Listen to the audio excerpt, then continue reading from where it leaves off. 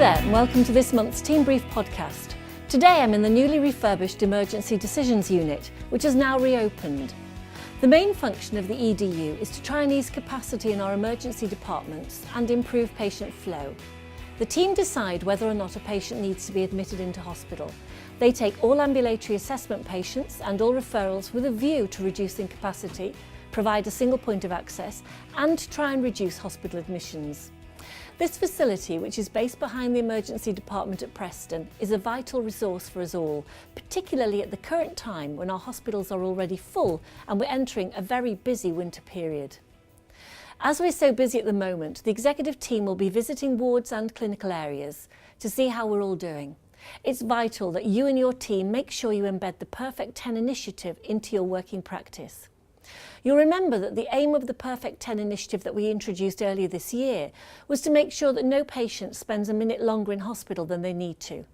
We made changes to how we work to improve patient flow, and this created capacity so that patients could be cared for in the right environment and people needing planned procedures could be treated on time.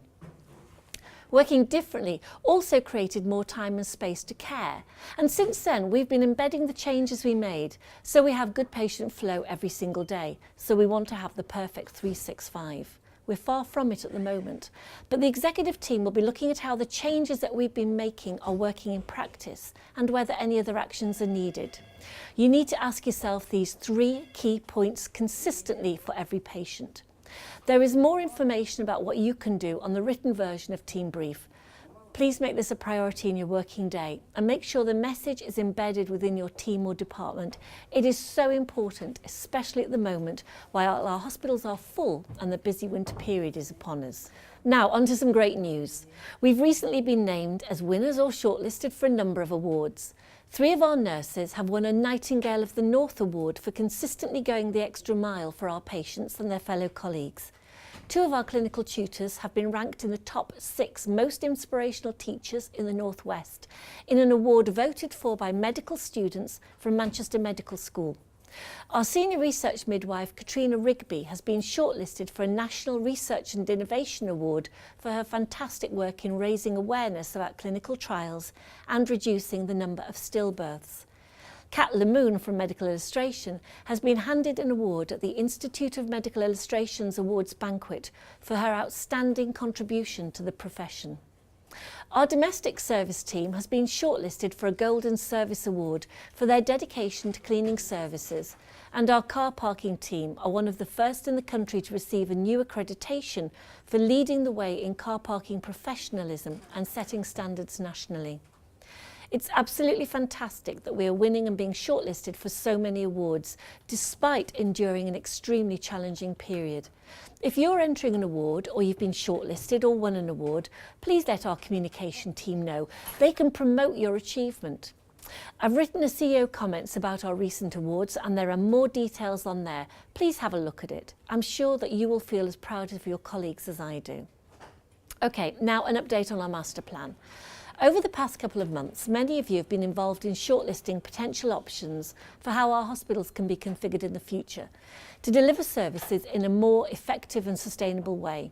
Now this phase of the process will be completed this month, and then we'll begin some really detailed work to cost and further assess the shortlisted options before we go on to consider the next steps.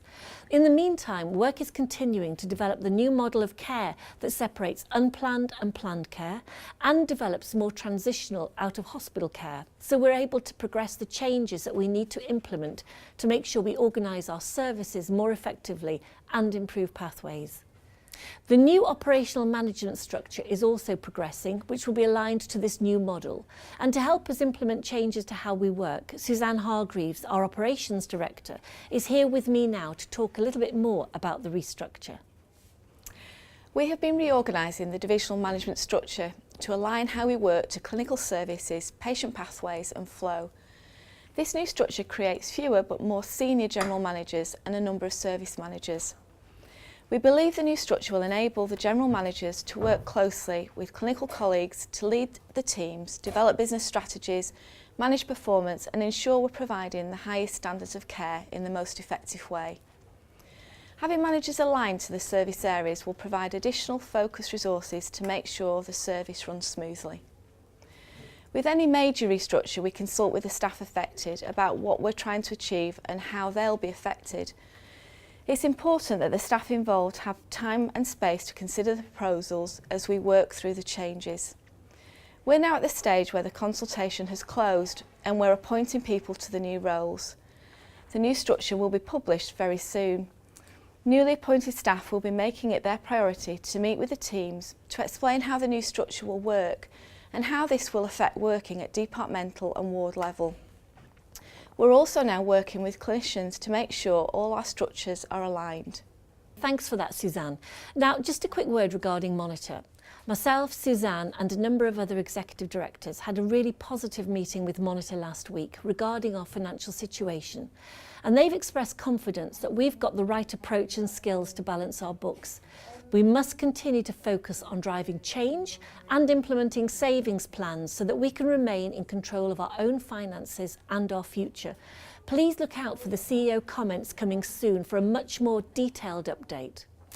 And while we're talking about money, Monitor and the Trust Development Authority propose to introduce caps on the total amount that NHS trusts can pay per hour for agency staff.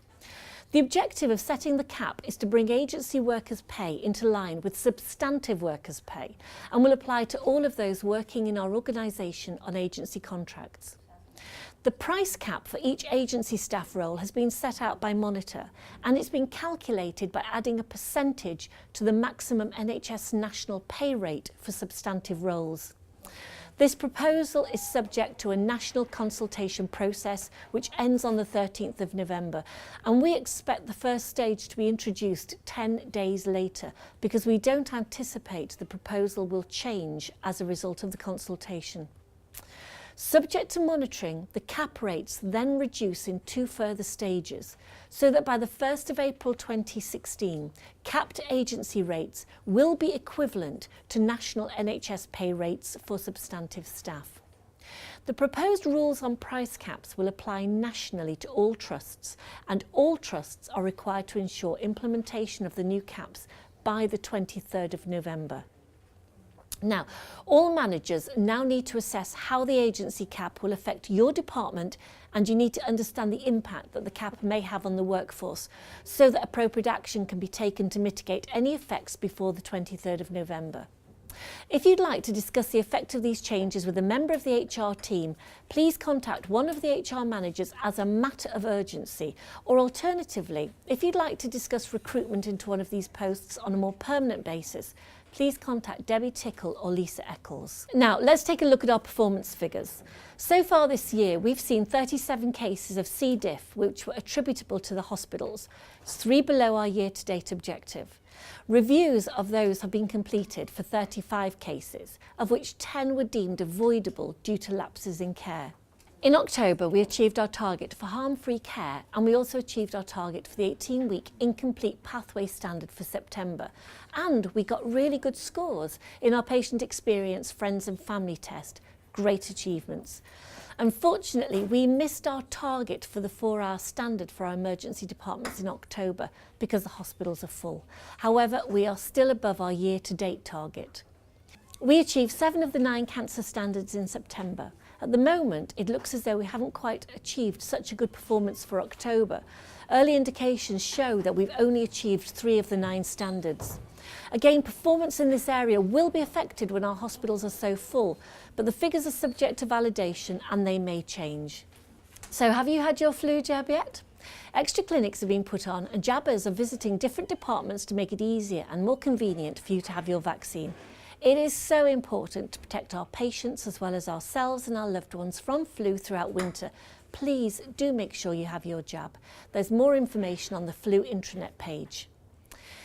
The Education Department is currently undertaking a review of all the training that you're required to do. The aim of this review is to ensure that the training is relevant to your role and delivered in the most appropriate way. The first stage of the review will affect the taught lecture room-based mandatory training sessions. From next January, these sessions will be reduced from half a day to 2-hour sessions to help reduce the amount of hours of training that staff need to undertake each year while enabling us to meet our training commitments. And finally, just a reminder that you have until the end of this month to fill in the staff opinion survey. Your feedback is vital to ensure that changes can be made to improve things for you, your colleagues and our patients.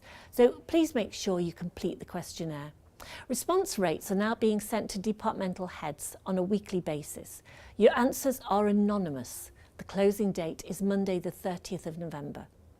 So thank you for watching, and a big thank you to the team here at the Emergency Decisions Unit for allowing us to be here today. Please join me again next month for another update.